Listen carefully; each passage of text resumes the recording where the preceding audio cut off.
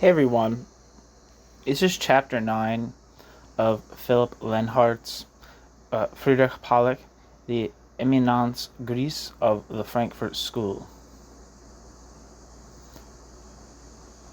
Chapter 9 is titled A New Order? When the synagogues burnt, Jewish businesses and homes were ransacked and Jews were beaten, humiliated, and dragged off to concentration camps in Greater Germany on the 9th and 10th of November 1938, Pollock's parents had already died of natural causes. In a letter to Benjamin Adorno, who had recently arrived in New York, related what his parents experienced in Frankfurt. Stones had been thrown at his parents' house. His 68-year-old father, Oskar Wiesengrund, was taken to the police headquarters. His 73-year-old mother, Maria Calvelli Adorno, was detained for days in the women's prison on Klappergasse. Oskar Wiesengrund's wine store was ransacked and wrecked. Neither Adorno nor Pollock understood what caused this anti-Semitic violence or what it revealed about what was happening to state and society at large. The benefit of hindsight tends to lend historical developments clearer contours than those who lived through them may have been able to recognize, given that the constant, often incremental flow of events can obscure important qualitative changes, such as in this case the novelty and significance of the Nazis' anti-Jewish policies. Having already lost his Prussian citizenship in the spring of 1939, Pollock also lost his German citizenship and his doctorate was revoked. Pollock's father's factory had effectively been expropriated. Family and friends had either already left or were planning to flee. All his Jewish colleagues had lost their positions. Some of his political associates were incarcerated in concentration camps or had gone underground. Before long, Hitler and Stalin agreed on a non-aggression pact on the 1st of September.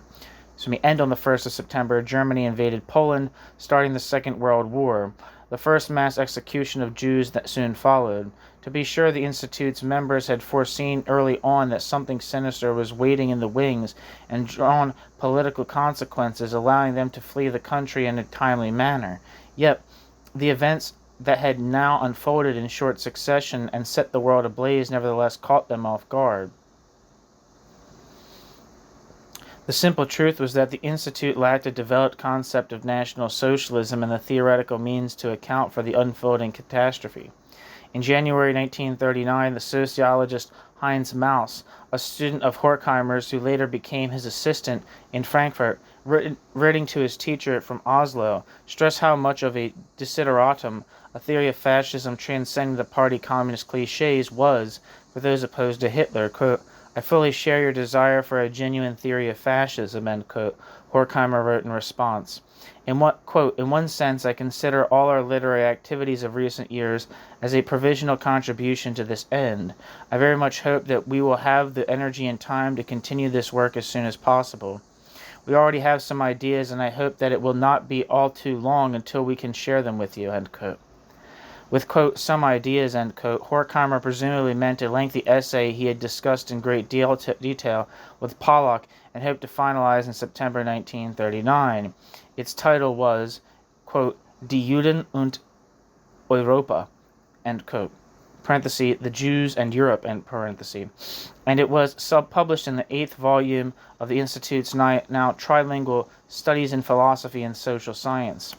It was a milestone in the evolution of critical theory because it marked the transition from an ultimately still orthodox Marxist frame of reference to a theory built on the insight that Marxist categories were no longer adequate to the current political and economic state of play.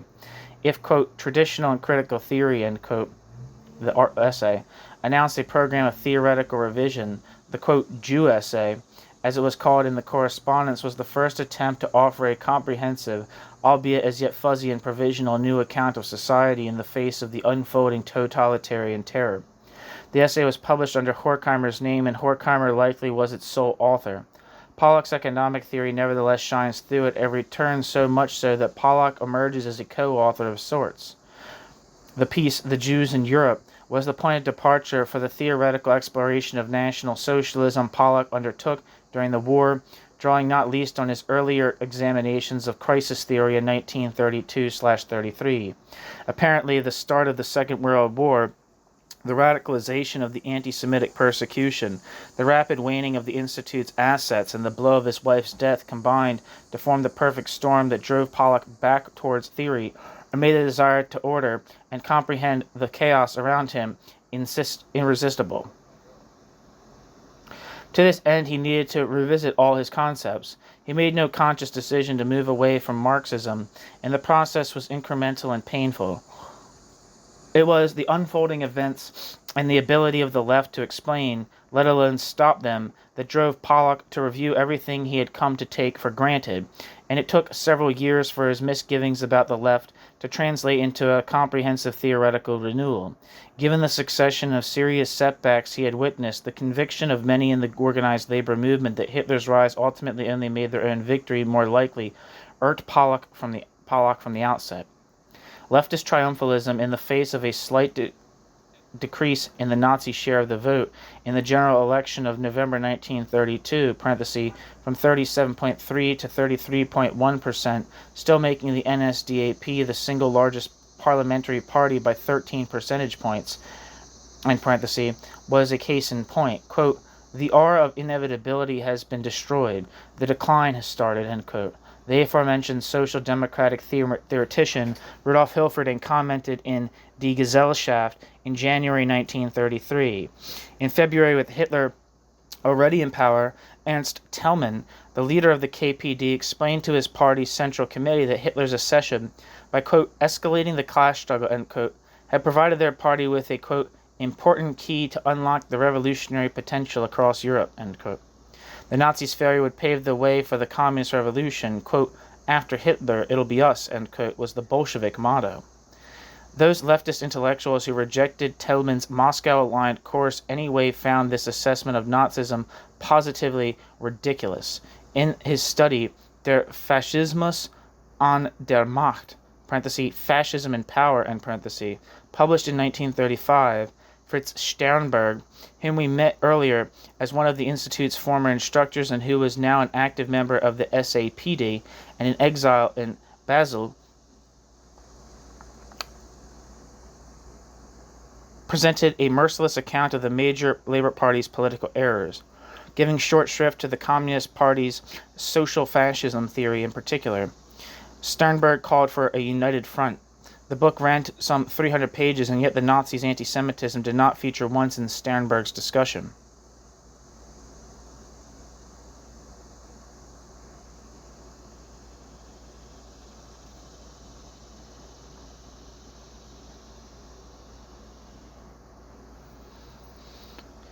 Pollock published a generally positive review of the book in the Institute's journal, but quibbled with Sternberg's, quote, account of the German labor movement in recent years, is rather superficial, end quote. Sternberg's critique was merely directed at the party elite, but failed to take into account the nexus between the proletariat's socio-economic character and its failure to play with what was supposedly its revolutionary role. As we saw, the Institute's empirical research had demonstrated for some years that it was an illusion to assume that its socio-economic role automatically rendered the proletariat revolutionary. The workers dreamt not of the abolition of domination, but of joining the ruling class. They wanted to be profiteers, wanted to belong to the strong who kept the wretched down. Yet if this was the case, Marxism predicated on class struggle was toothless and amounted to little more than a sociological theory, increasingly less able to help explain current developments.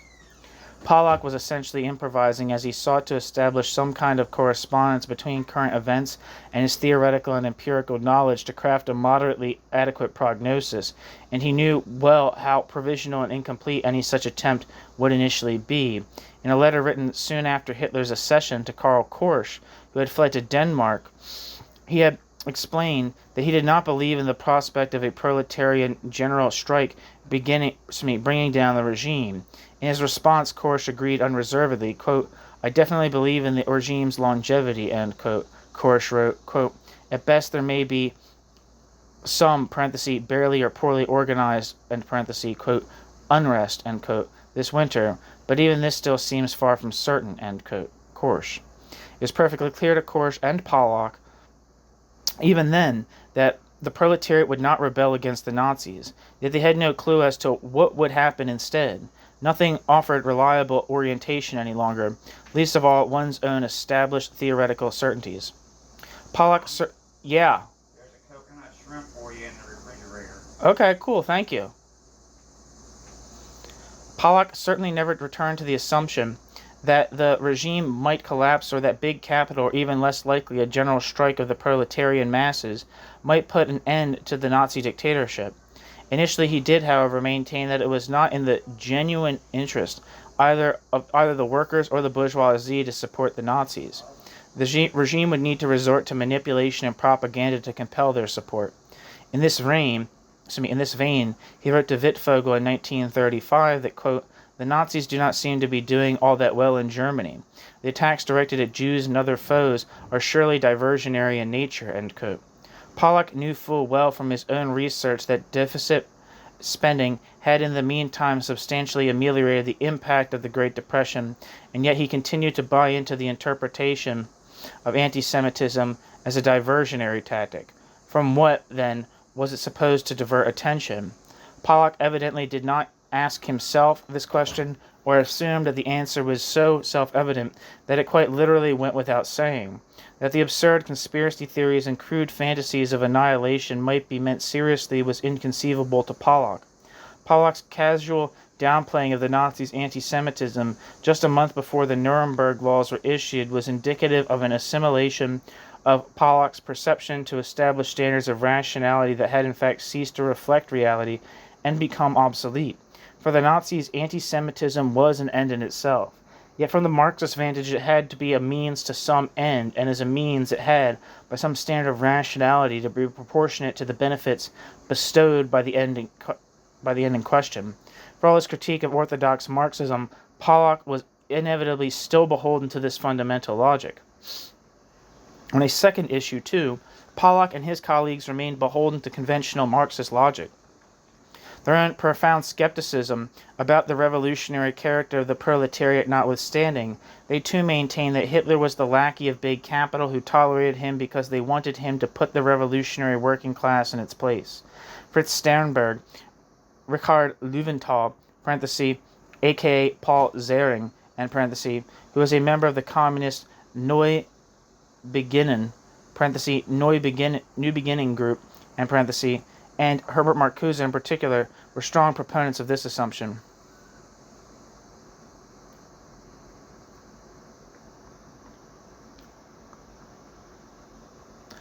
Marcuse had joined the Institute in Geneva in 1933. Marcuse, too, like Pollock, was the son of a Jewish entrepreneur. Prior to the First World War, Marcuse had enjoyed all the privileges of an upper-class upbringing in Berlin. He was politicized by the war, but chose to join the SPD. During the November Revolution, he was elected to the Soldiers' Council in Berlin-Reinickendorf, where he supported the leftist faction inclining towards the communists. Given its role in putting down the revolution, Marcuse left the SPD again. Marcuse read literature, philosophy, and political economy first in Berlin, and then from 1922 onwards in Freiburg. In 1928 he became Heidegger's assistant, setting him firmly on course to gain his postdoctoral qualification and secure a chair, had the Nazis not come to power. Intoxicated with enthusiasm for the Nazis, Heidegger sabotaged his postdoctoral qualification and put an end to Marcuse's academic career in Germany. At this juncture, the Institute took him under its wings.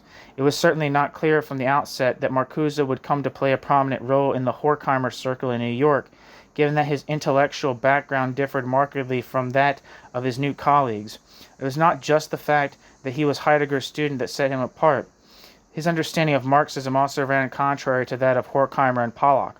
Paradoxically, Pollock was in part responsible for this, given his involvement in the publication of the first mega-volume with Marx's early writings. Marcuse devoured them with unbounded enthusiasm. For Marcuse, this was the real Marx. It was these texts he wrote in a review that revealed, quote, the original meaning of the basic categories, end quote, on which the critique of political economy was based.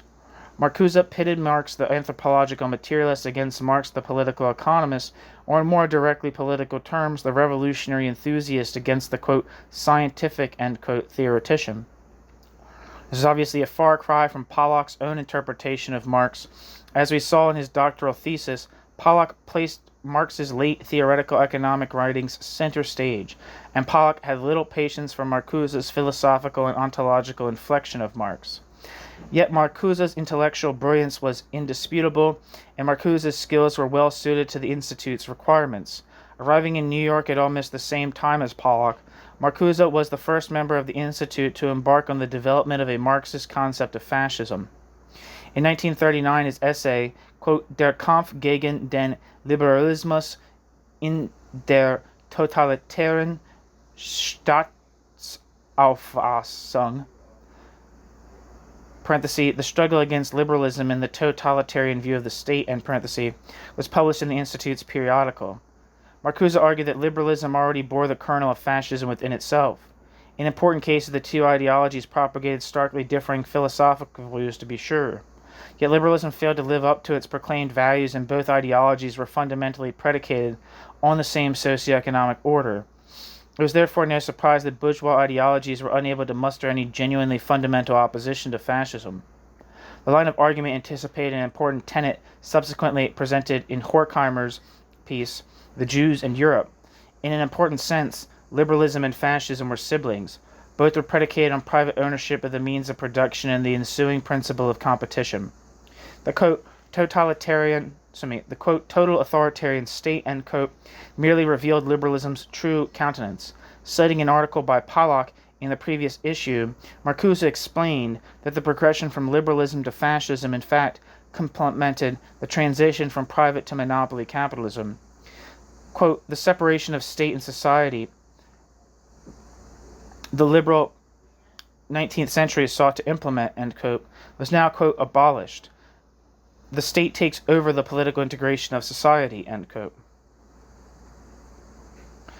It followed that the right-wing intellectuals whose texts Marcuse cited with relish included the infamous inaugural address by his former teacher Heidegger as a Nazi-appointed vice-chancellor of Freiburg University, where the spin doctors of monopoly capitalism. Inspired by the critique of ideology, Marcuse's approach differed markedly from Sternberg's trite economism, and yet they both could conceive of fascism only as a new stage in the class struggle. Uncertain as Marcuse may have been about, quote, the fate of the labor movement, end quote, the centrality of the proletariat to his frame of reference indicates the extent to which he was still beholden to the Marxist taxonomy. In a sense, Marcuse's essay was to Pollock's economic analysis what fascism was to monopoly capitalism. Given that Marxists tended to subscribe to stark, undialectical juxtapositions of base and superstructure at the time and categorically rejected, quote, subjectivism, end quote, leftist observers based their analyses of fascism on the economic theories they brought to the table rather than their actual experiences and observations. Pollock had assumed for more than a decade, that the forces of production had so dramatically outgrown the relations of production that private capitalism was on the way out and the future inevitably lay with some form of planned economy. Mass unemployment, the destruction of the market by the trusts, and the overaccumulation crisis were unavoidable consequences of the long-term decline in the rate of profit predicted by Marx. Marx summarized that the owners of the means of production would try to raise productivity by seeking technological solutions, allowing them to rely less on labor and thus save on labor costs. Yet insofar as surplus value could be extracted only from labor, parenthesis, quote, variable capital, end quote, end parenthesis, while machines, parenthesis, quote, constant capital, end quote, end parenthesis, merely consume surplus value that had already been appropriated, this would gradually lead to a reduction in the rates of profit.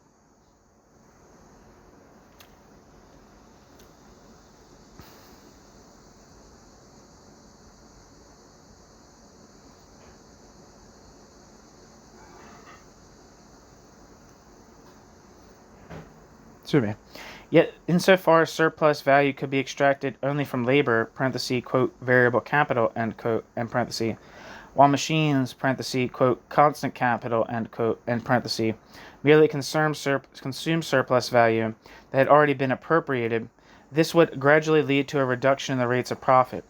In the long term, competition thus militated against growth, inevitably precipitating a crisis.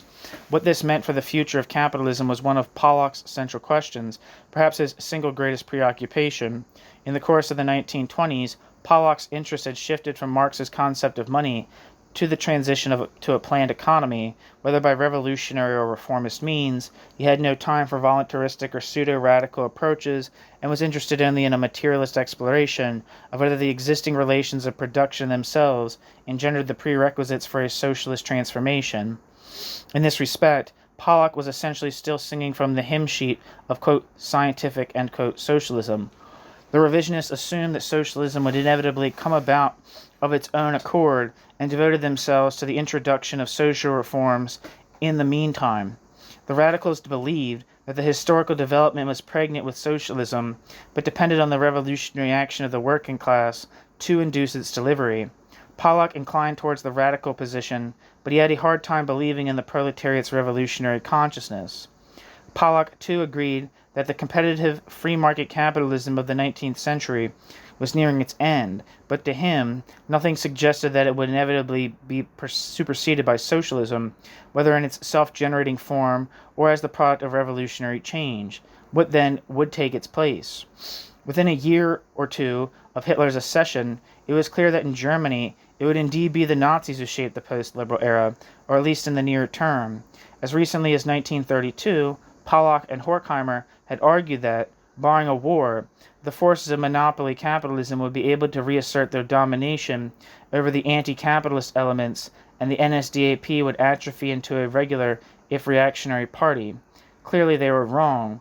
Well before embarking on the Second World War, the regime, deploying an admixture of terror, propaganda, and economic and social policies, was able to create a Volksgemeinschaft, parenthesis, ethnically homogeneous national community, end parenthesis, in which social antagonisms were channeled into a merciless assault on any and everything in which social antagonisms were channeled into a merciless assault on any and everything deemed un-German.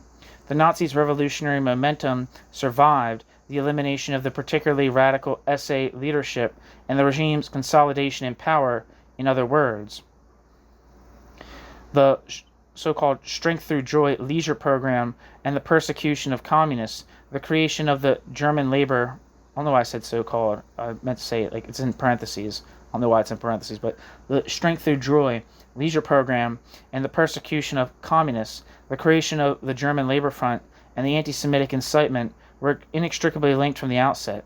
The, quote, German Revolution, end quote, as the Nazis themselves called their takeover, neither abolished domination exploitation, nor was it simply more of the same. A meaningful analysis of Nazi anti-capitalism presupposed precise knowledge of the unfolding economic development. To this end, the Institute created a research group led by Pollock. Its other members were Kurt Mandelbaum, Gerhard Meyer, and Julian Gumpertz.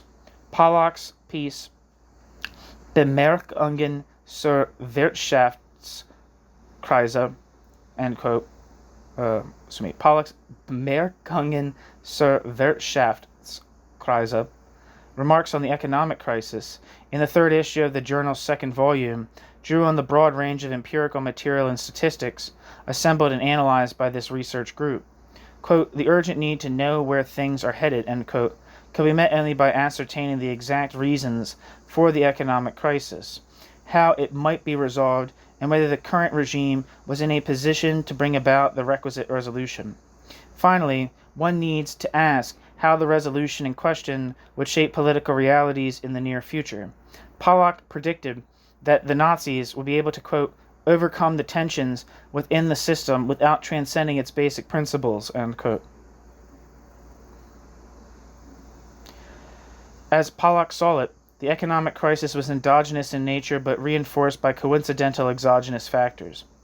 Yet its causes, being principally endogenous, did not imply, as Grossman claimed, that capitalism would inevitably collapse. It merely meant that the root causes of the crisis could not be resolved by political means without fundamentally transforming the mode of production. Political means could be deployed, however, to restore an equilibrium of sorts, reinvigorate consumption and productivity, and ameliorate the impact of the crisis, or perhaps even avert it, until the next time. The overlap between some of Pollock's terminology, cleansing, extirpation, annihilating, and that of the Nazis is striking. Engaging in the critique of ideology, Pollock interpreted the regime's terminology as a direct reflection of ongoing economic processes, quote, the, quote, cleansing, end quote, process, i.e. the extirpation of, quote, disproportionalities, end quote, by stripping a share of the means of production and produce of their value, or physically annihilating them, is underway, end quote. Pollock. This cleansing process was indeed facilitating a recovery of the economic system, yet it came at an enormous social and material cost. Not only did it leave millions destitute, it was also based on the destruction of a portion of society's wealth.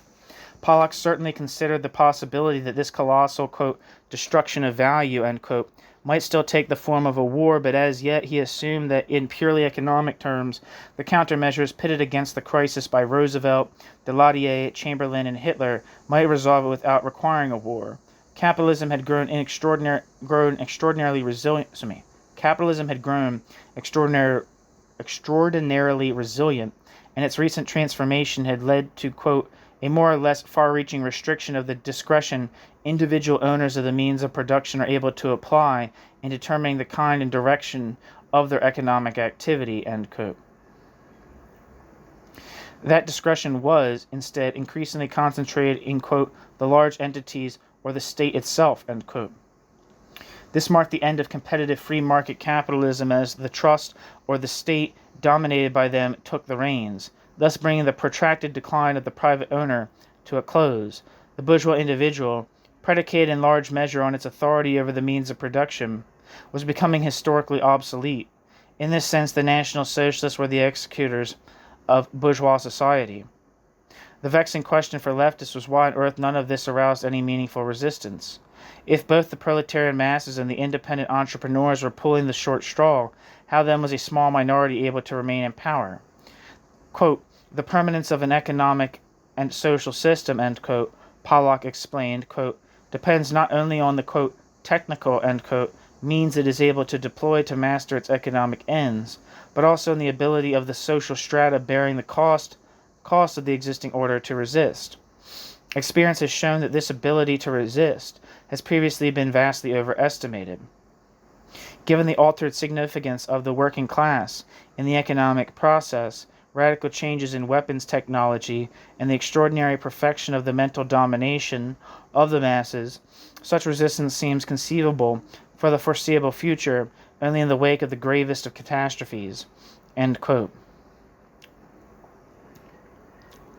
Pollock.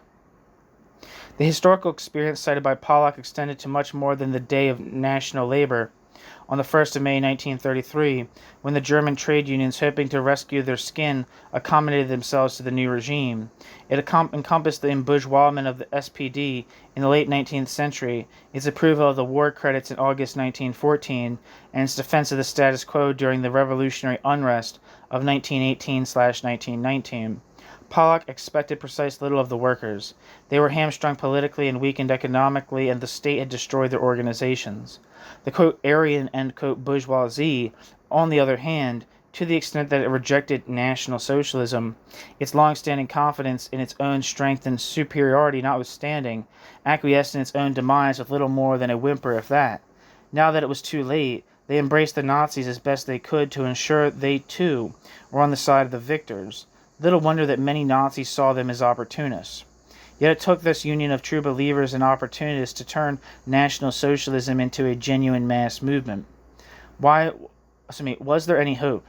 The principal weapon of the proletariat was traditionally the strike. As technological progress made human labor increasingly redundant, this weapon became blunt. Quote, yet the will of the great masses to fight will also be broken, both by the modern methods of mass control and by a kind of selective integration, end quote, Pollock predicted. Quote, the destruction of the working class's will to resist will be completed by the separation of those unemployed individuals who may expect to be employed again from those, quote, unreliable elements, end quote, from whom this privilege has been withdrawn, either temporarily or permanently, end quote, Pollock. There was little prospect then of National Socialism collapsing or being toppled any time soon. For a number of years, this diagnosis was effectively all Pollock had to say about National Socialism, especially as far as the regime's anti-Semitism and persecution of the Jews was concerned, Pollock could think of nothing worthwhile to articulate. Consequently, the years between Pollock's arrival in New York and the beginning of the Second World War turned out to be his least productive as a scholar, earning him the reputation of being no more than the Institute's financial administrator in this time. Hans Eisler, for example, later claimed that Pollock's work, quote, was less scholarly, more about housing and property speculation, end quote. This is obviously untrue, but it reflected the perception that he had fallen silent as a scholar, and it is true that he did not publish a single substantial text between 1934 and 1940. We have already noted the enormous effort that went into taking care of his sick wife and running the Institute. If one studies his correspondence from this time, it is clear that he was having very real difficulties in making sense of the political developments he witnessed. While Adorno, Marcuse, and Löwenthal were primarily concerned with philosophical and cultural issues, he was still the man for diagnoses and predictions in the field of political economy. The others expected him to explain where the overall development was headed, so they might carry out their theoretical studies accordingly. Yet the further catastrophe advanced, the less he felt able to meet this expectation. He was constantly groping in the dark, vacillating between erroneous assessments and their correction, which in turn generated new theses and antitheses. He was particularly uncertain when it came to predicting whether there would be a war.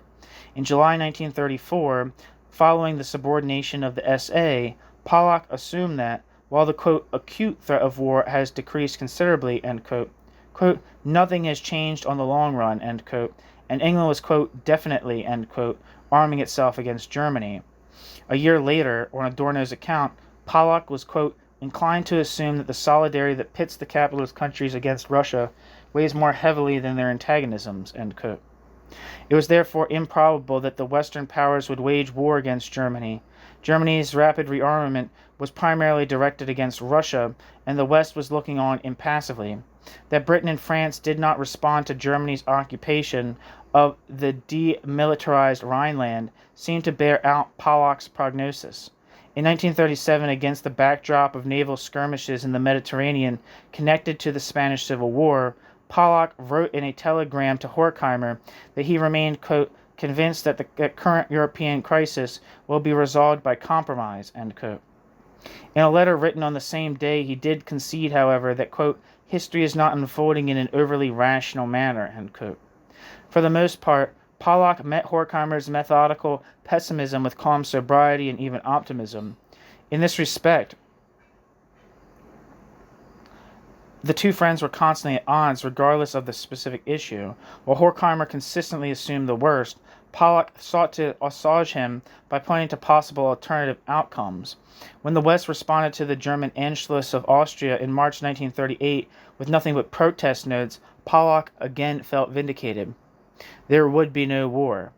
It was absurd. On the one hand, the very concrete threat of war could barely be more palpable.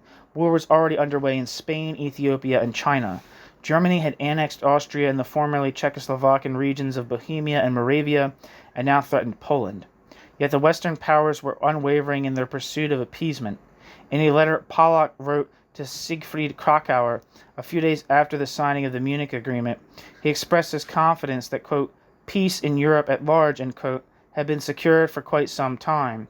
However, quote, in the absolutely unlikely case of another foreign policy crisis in the foreseeable future, end quote, the increasingly desperate Kracauer could count on unbureaucratic help.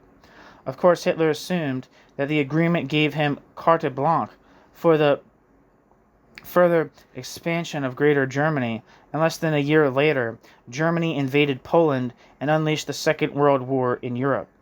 Pollock and Horkheimer remained convinced to the last that Europe would be spared a major war because the capitalist countries ultimately shared too many interests and had too much to lose. On another issue, they were less blinkered, in marked contrast to large numbers of communists, many of whom were not only dumbfounded, but profoundly shocked when Hitler and Stalin agreed on a non-aggression pact in August 1939. The members of the Institute were not at all surprised. Pollock had foreseen that the tyrant Stalin would grab whatever opportunity he could to save his own hide, and he certainly did not credit Stalin with the integrity required to reject a pact with Hitler on ideological grounds. Towards the end of 1938, Pollock and Horkheimer fell out with Wittfogel over this issue.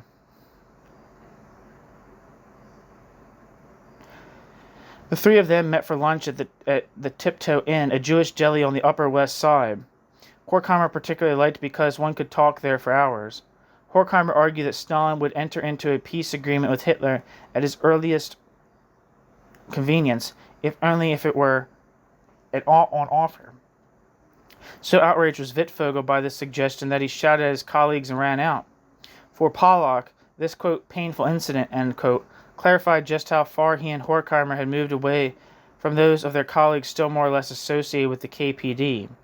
Their initial sympathies for the Bolshevik experiment had waned in the course of the 1920s, and since the show trials and the Great Terror, their attitude toward the Soviet Union had become hostile. The non-aggression pact merely confirmed just how far Stalin had gone in betraying the promises of the October Revolution. Hence, there would be no war with Nazi Germany. As Britain and France declared war on Germany following its invasion of Poland, Pollock and Horkheimer were compelled to suggest that they might conceivably have been wrong. Quote, if the improbable, a full-scale general war, really should come to pass, the shared interest of the Central and West European powers that governed politics until the summer of this year would indeed seem to have been wiped away by differences of which we had not assumed that they were currently agenda-setting, end quote. Horkheimer suggested in a rather roundabout way in a letter of the 11th of September, 1939, addressed to Juliette Favez in Geneva. Pollock did not feel that his assessment had been fundamentally disproven, but he now placed greater emphasis on the integration of the political into his analysis of the transformation of capitalism.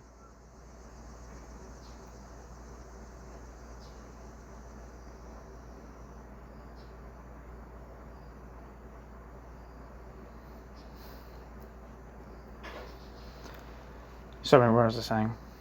As we saw earlier, Pollock was bursting with intellectual energy at this juncture. Perhaps because he needed the distraction following his wife's death, perhaps because a great weight had fallen from his shoulders when her suffering ended. Hitler's unleashing of the Second World War inevitably provided the final incentive to abandon the concept of monopoly capitalism for good. Stifled for years by circumstances and intellectual congestion, Pollock was determined finally to develop a theory of post-bourgeois and post-liberal society capable of underpinning the struggle against National Socialism. The result was the essay on State Capitalism, published in the 9th and final volume of Studies in Philosophy and Social Science. It was followed by a second article, Is National Socialism a New Order?, in which Pollock addressed some of the concerns raised in the first piece.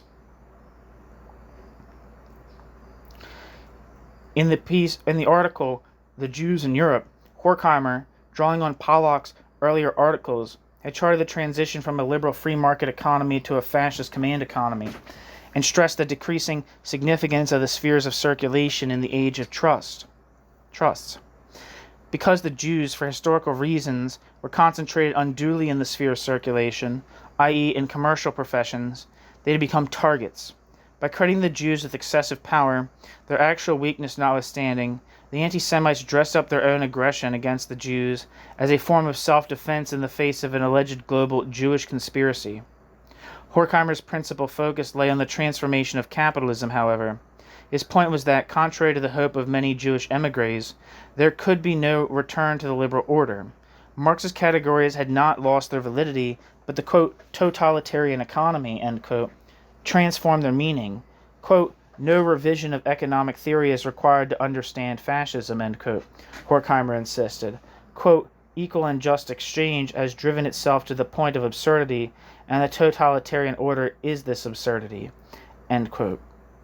In the article State Capitalism, Pollock argued that National Socialism embodied a variant social order distinct from both liberal and monopoly capitalism, state capitalism. There were notable similarities between the economic policies pursued in Nazi Germany, the Soviet Union, and the United States in terms of the increasing nationalization of spheres previously governed by the market, including big industry and the housing and labor markets. As Pollock saw it, quote, the nearest approach to the state capitalist model, end quote, to date had been achieved in the Soviet Union, but the Nazis' strength through joy scheme and the Roosevelt administration's 100-day plan pointed in the same direction. Pollock was far from alone in this assessment. According to the diary of Roosevelt's Secretary of the Interior, Harold Ikes, the president told him on the 5th of October 1933, quote, that what we were doing in this country were some of the things that were being done in Russia, and even some things that were being done under Hitler in Germany, but we were doing them in an orderly way, end quote.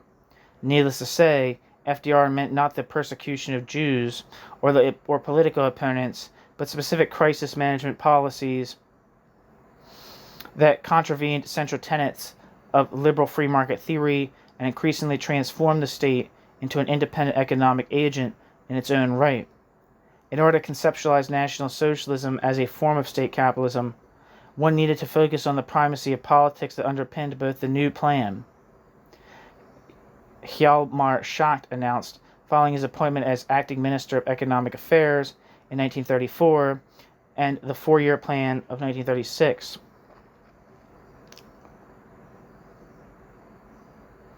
In the pre-war years, National Socialism emerged further and further away from the market, and recent economic historians have agreed with Pollock's characterization of National Socialism as a centralized planned economy with private capitalist aspects. Consequently, the regime seemed to have become immune to crises and no longer needed to conform to the requirements of the market. The pursuit of profit, Pollock argued, had been replaced by the pursuit of power. Quote, the new ruling class, by its grip on the state, controls everything it wants to. The general economic plan, foreign policy, rights and duties, life and death of the individual. Its decisions are not restrained by any constitutional guarantees, but by a set of rules only, designated for maintaining and expanding its own power. End quote.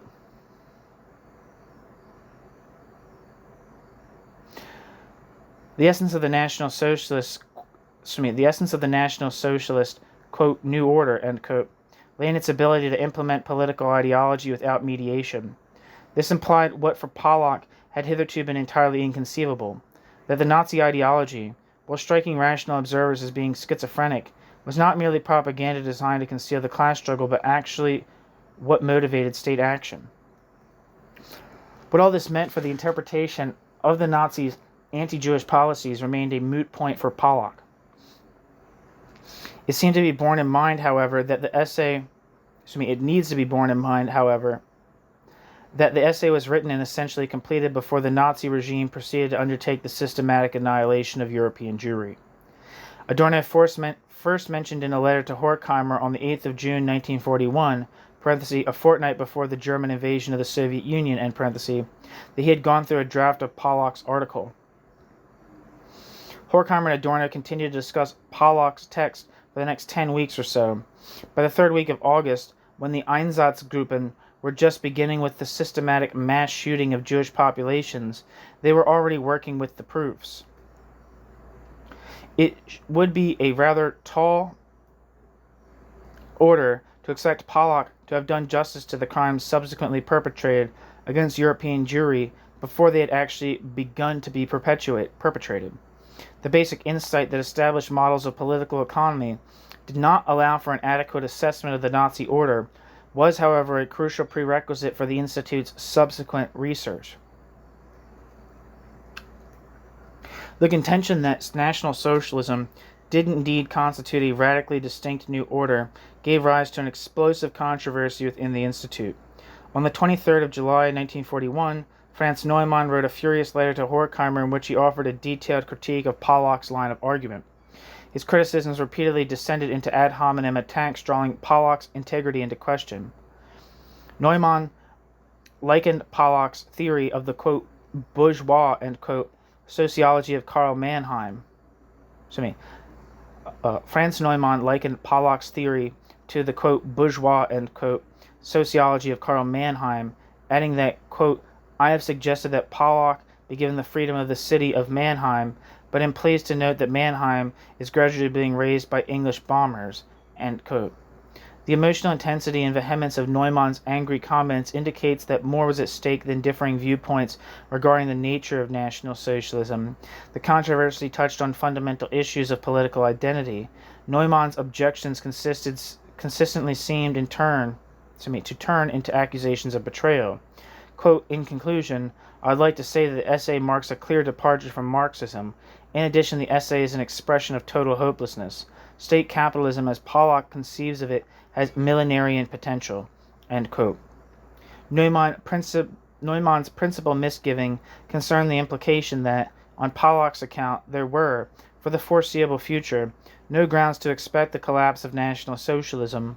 While liberal capitalism was characterized by fundamental contradictions that regularly precipitated crises, state capitalism had integrated the competing forces and eliminated the factors that triggered crises. Crucially, this also held true for the proletariat. Once considered the revolutionary subject, terror propaganda and material concessions had integrated it too much into the Volksgemeinschaft, and genuinely disenfranchised, foremost among them the Jews, were far too weak to engage in effective resistance. One can only hope for a victory of the United States in the war. Pollock anticipated the entry of the USA even prior to the Japanese attack on Pearl Harbor. Germany's defeat would spell the demise of totalitarian state capitalism, but not of state capitalism per se. Its emergence was irrevocable. The Pax Americana would be based on democratic state capitalism and then mark a victory over barbarism, and yet foreclose any renewed revolutionary perspective. Neumann was hardly optimistic in his assessment of the potential for resistance within Nazi Germany, but Pollock's pessimism seemed to Neumann to amount to a form of capitulation. If Pollock no longer believed in the possibility of a proletarian revolution, Pollock had clearly turned his back on Marxism. Neumann reasoned that Marxism itself, and Marxism's concept of revolutionary change in particular, might have been rendered invalid by changed historical circumstances, while it is not a notion he was willing to countenance. For him, Pollock was a dissident, a traitor, someone who had made his peace with the status quo. Max Horkheimer gave these accusations short shrift. Quote, your sharp scholarly personal statements, beginning with your, quote, rejection, end quote, of the essay, are at times nowhere near as sharp as they look, ... I can only wish you and us that those of our associates whom you least suspect of the departure that Pollock has supposedly engaged in so, quote, clearly, end quote, will no more turn, quote, from one extreme to the other, end quote, than Pollock has done in his entire life to date and will do in the future, end quote. Horkheimer. Both Horkheimer and, with certain reservations, Adorno accepted Pollock's identification of National Socialism as a specific form of state capitalism, i.e. a distinct new order in which political supremacy had essentially displaced economic power. Horkheimer stressed the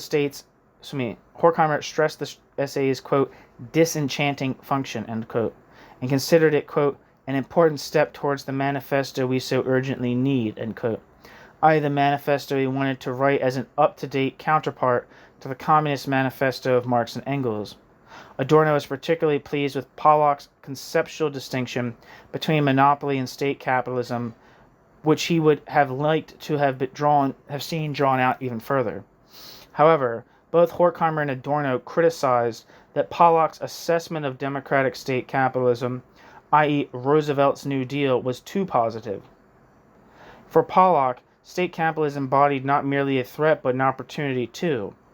If it was understood that the triumph of totalitarianism was owed to the dissatisfaction of the masses, FDR's welfare state policy might ultimately engender a genuinely rational mode of production, geared not merely to the demand of the solvent, but to the fundamental needs of all human beings. This struck Adorno as illusory. A, quote, non-antagonistic economy, end quote, was incompatible with an, quote, antagonistic, end quote, society, i.e. a class society. Yet what if the opposite were possible, if a planned economy also eliminated class distinctions?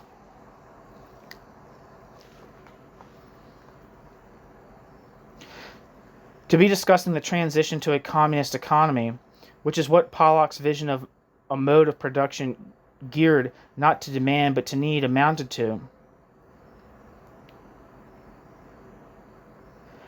at a time when the entire planet was being enveloped by barbarism may seem rather outlandish. The, quote, communism, end quote, Pollock envisioned differed radically from the Soviet model insofar as it would be bound to a democratic state and the rule of law. Having studied possible ways of introducing a planned economy for 2 decades, Pollock considered this the obvious and logical direction of travel. If the market economy had failed and could not be reconstituted, then it was effectively an economic law of nature that the planned economy would come next. The reports about the U.S. administration's new economic programs and social policy measures he read more or less every day in the papers only confirmed his assumptions. Indeed, since his arrival in the United States, the National Planning Board occasionally consulted him, giving him the sense that he was personally influencing the very process he described. National Socialism and Stalinism might currently seem to reign triumphant, but his impression was deceptive. The question was what would transpire once the Western democracies banded together, as he optimistically assumed they would, and won the upper hand. Would they be able to return to the status quo ante? Pollock thought not, and the war economy in the United States bore out his skepticism. Maybe the world really was marching towards a non-antagonistic society. If so, one would need to side with Roosevelt's administration, not only in order to support the struggle against fascism, but also because it generally stood for a better order.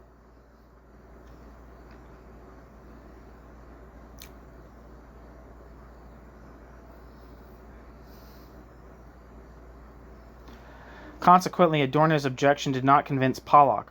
At an informal conference that took place at Paul and Hedda Massing's farm in July 1943, he stood by his contention that it was economically possible to create a, quote, relatively crisis-free economy within capitalist society, end quote.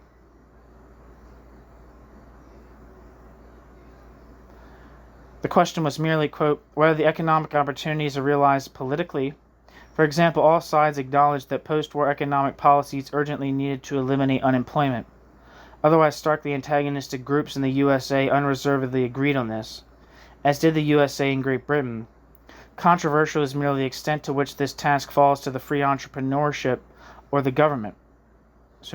Controversial is merely the extent to which the task falls to free entrepreneurship or the government, respectively. In England, the tendency to expect the lion's share from the government prevails. In the U.S., the opposite is currently the case. The willingness of the ruling class to pursue new options is underpinned precisely by the insight that it can maintain its power only if this problem is solved. End quote. Few agreed with Pollock's assessment. Not even Adorno and Horkheimer were entirely convinced. Giving a clear indication of the way in which the issue was discussed in émigré circles, Bertolt Brecht, who occasionally bumped into members of the Institute, noted in his journal on the 13th of August 1942 that, quote, Dr. Pollock, the economist from the Institute for Social Research, formerly Frankfurt, now Hollywood, is convinced that capitalism can rid itself of crises simply by means of public works. Marx could not foresee that governments might one day build roads, end quote.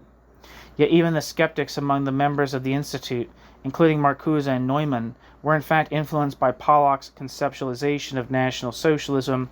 One did not need to agree with his conclusions to acknowledge that he had drawn attention to a crucial issue. The order National Socialism embodied, and as the war progressed was increasingly drawing all the other states into, was something fundamentally new, and if one wanted to explain rather than merely describe it, one needed new concepts. Few went as far in the scrutiny of their previous concepts as Pollock, who, in notes taken in December 1941, under the heading, quote, the better order, end quote, seems to have questioned the very purpose of human existence and referred to the need for a, quote, new faith, end quote. Yet this new faith could not be invented. It had to be truth itself, he argued dialectically. The, quote, old faith, end quote, by which he meant bourgeois ideology, was obsolete in the world as it now was. Nobody believed in property of the individual anymore, given that the new order had ultimately perverted both concepts. Not even happiness remained unblemished insofar as one's own good fortune implied the misfortune of others. One needed to explore what underpinned reason as the, quote, only remaining category still taken seriously in bourgeois society, end quote. And crucially for our discussion here, he noted that, quote, There is something wrong with the Marxian concepts.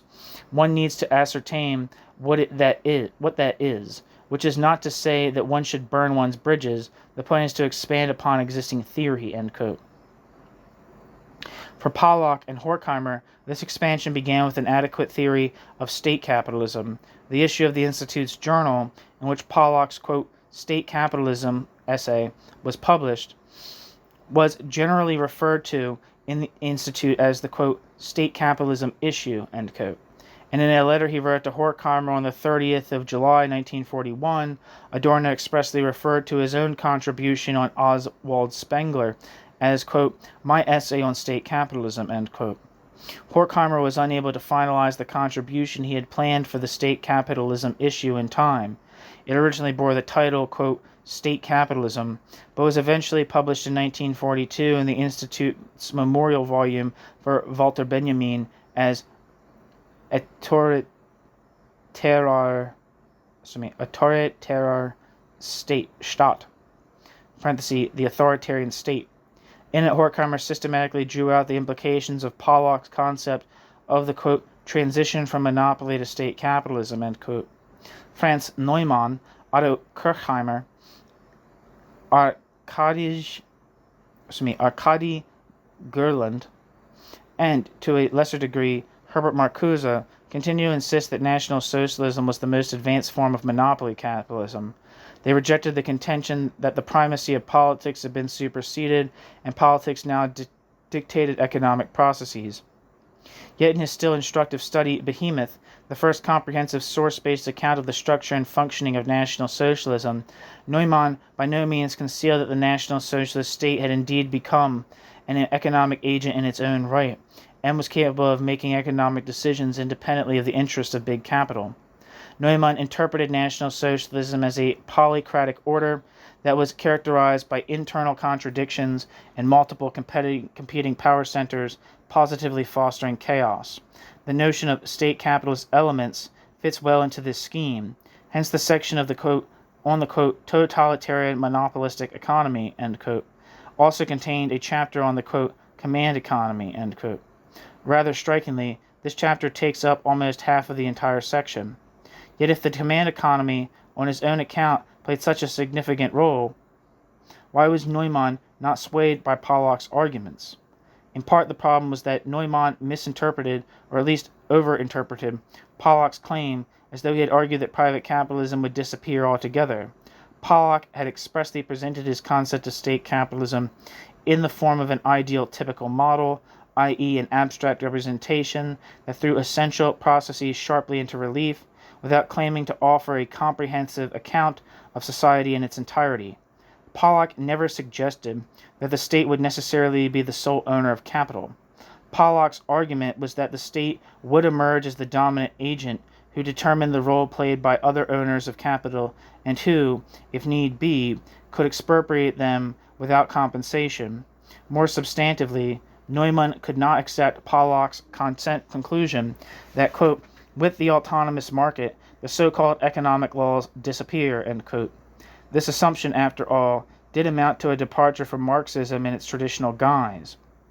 It followed that the crises and potential collapse of capitalism can no longer be explained on economic grounds.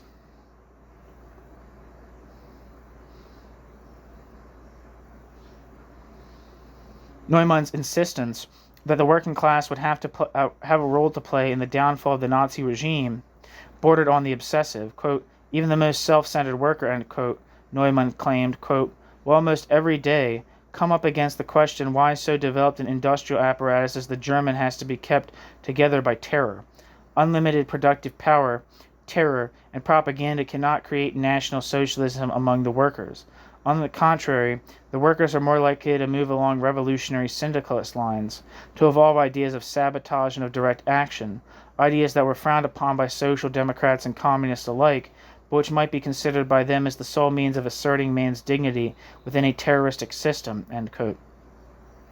The working class might currently be too weakened by the combined impact of propaganda and terror to shake off the Nazi yoke under its own steam, but ultimately it was still the crucial factor.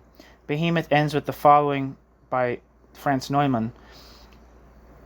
ends with the following statement, quote, "The flaws and breaks in the system and even the military defeat of Germany will not lead to an automatic collapse of the regime.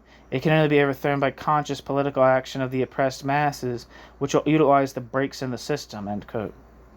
Pollock's emphasis lay on the regime's integrative capacity and the regime's welfare state elements. In, quote, "Is National Socialism a New Order?" end quote, which began life as a paper given at Columbia, Pollock explained that the role of the individual in National Socialism differed entirely from that of the liberal market subject.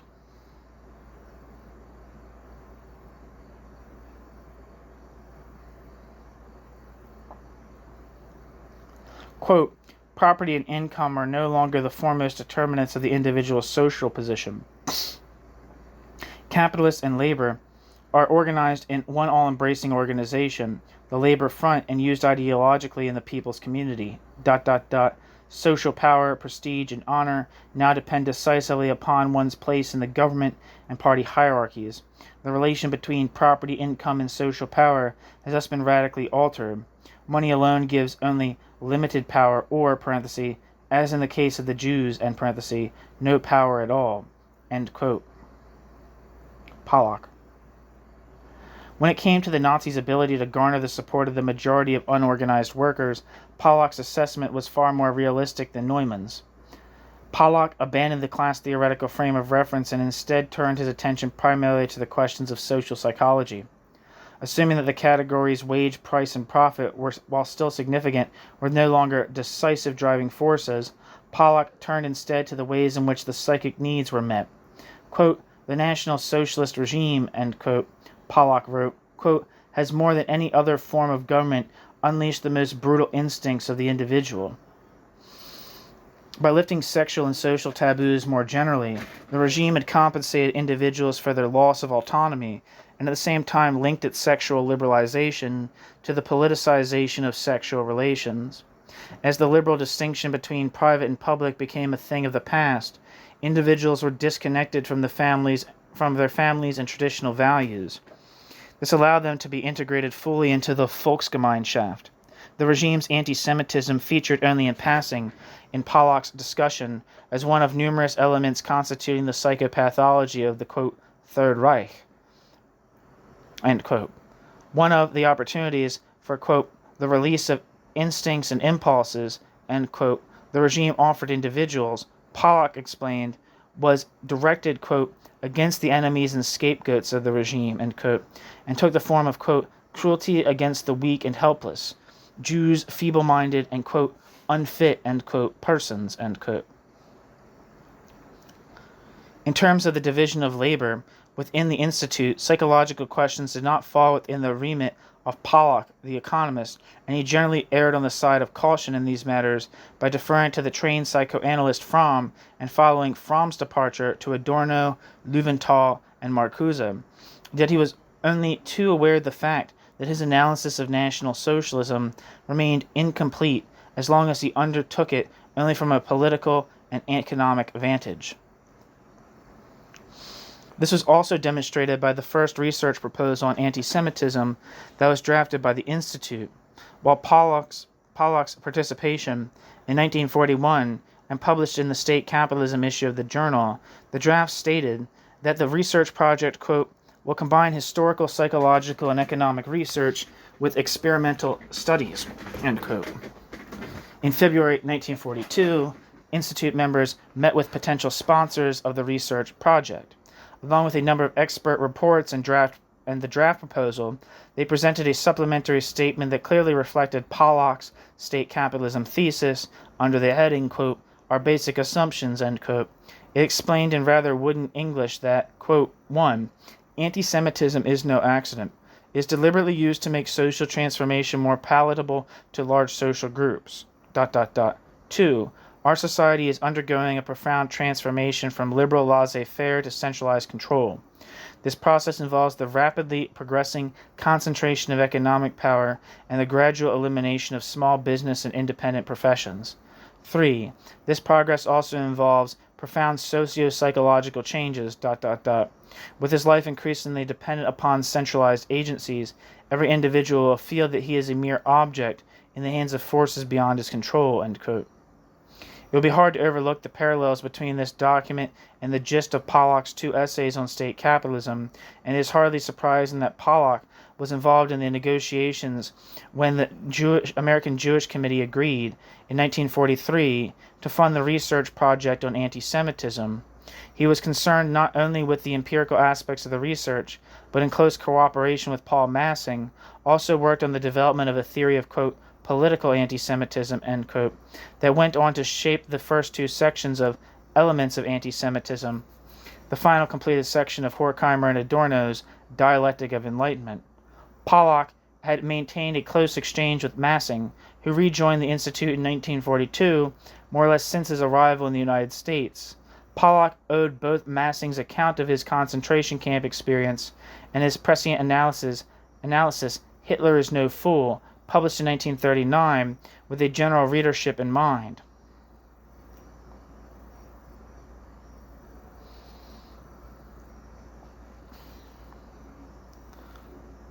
In Hitler is No Fool, Massing emphatically stressed the need finally to take the Nazis' genocidal anti-Semitism seriously. Quote, anti-Semitism is an integral part of National Socialist doctrine. The Jew bears the same relation to Hitler's Aryan as hell does to heaven. This is exactly what is new in Hitler's anti-Semitism, end quote. Writing just after the November pogrom of 1938, at a time when not only most leftists still minimized the significance of anti-Semitism on the assumption that it was no more than an antiquated propaganda trick, Massing grasped the import of the Nazis' modernized, apocalyptic, and to use Saul Friedlander's terminology, redemptive anti-Semitism. At the time, the members of the Institute had not even begun to grasp the significance of the Nazis' anti-Semitism. In the 1930s, anti-Semitism was not a central concern, nor even much of a concern at all for the critical theorists. In the volumes of the Institute's journal that came out in New York prior to 1939, anti-Semitism in its own right featured not even in a book review. Not that a great deal of literature on the topic was being published, but one would have expected what did come out to be of interest to the Institute, be it Peretz Bernstein's Der Antisemitismus als Gruppenerscheinung, parenthesis, 1926, translated as Jew hate as a sociological problem, and the social roots of discrimination, end parenthesis. Samuel Blitz's Nationalism, a Cause of Anti-Semitism, published in 1928, Alexander Stein's Adolf Hitler, Schüler der, quote, Weisen von Zion, end quote. Adolf Hitler, student of the Elders of Zion, published in 1936, or even Der Neuzeitliche Antisemitismus und die, quote, Protokolle der Weisen von Zion, end quote. Parenthesis, Modern Anti-Semitism and the Protocols of the Elders of Zion, published in 1935, end parenthesis, by Boris Nikolovsky, with whom Pollock had collaborated for several years on the publication of Marx's works. None of these titles were reviewed. The constellation bordered on the ludicrous. Most of the members of the Institute were directly affected by anti-Semitic persecution, and they refused to consider the Nazis' anti-Jewish hostility as anything more than a subordinate and epiphenomenal issue. In some ways, National Socialism's banality was the problem. It was so fundamentally predicated on the juxtaposition of friend and foe, of the Volksgemeinschaft and the enemies of the people, that the monstrosity of the constant and all-encompassing declarations of enmity detracted from the threat of anti-Semitism in its own right. The members of the Institute knew, of course, that the regime targeted all Jews, and not merely those who happened to be its political opponents. Yet before the war, this did not lead them to reflect on distinctions between the various kinds of, quote, enemies of the people, end quote. Paul Massing was the first to grasp just how central anti-Semitism was to National Socialism. Hence, when the Institute finally did embark on historical and theoretical research on modern anti-Semitism, Hitler is No Fool made him a desirable collaborator.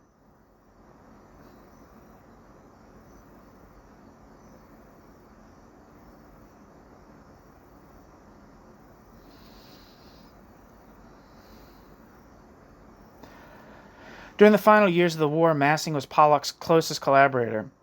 Just how close their cooperation was is demonstrated by the numerous notes and drafts they produced together. On this issue, too, the Institute maintained an internal division of labor.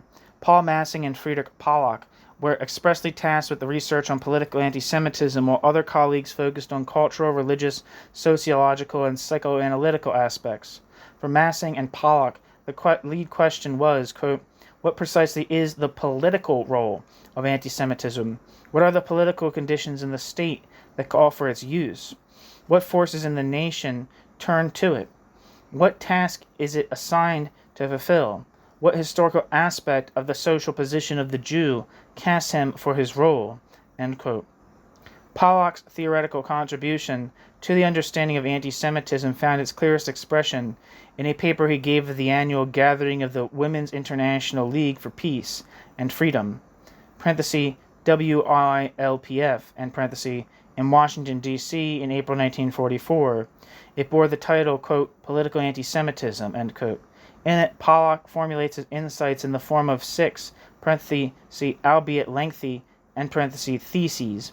Political anti-Semitism, Pollock argued, was a novel form of hostility towards Jews, distinct not only from medieval anti-Judaism, but also from the racial anti-Semitism of the 19th century.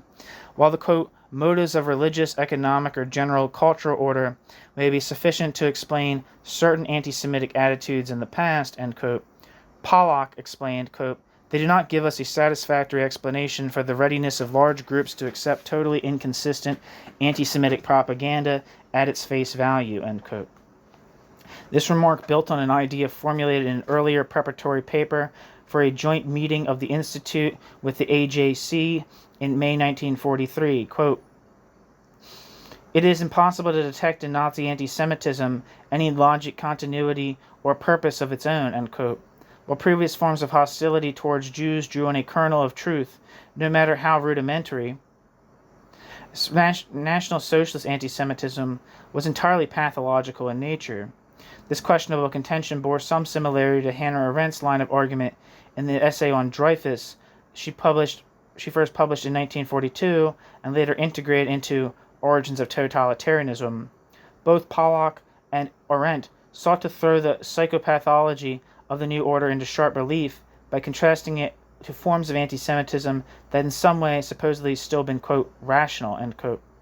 To make things worse, both of them in fact went on to rationalize anti-Semitism as a means deployed to destroy the democratic order and precisely not as an end in itself.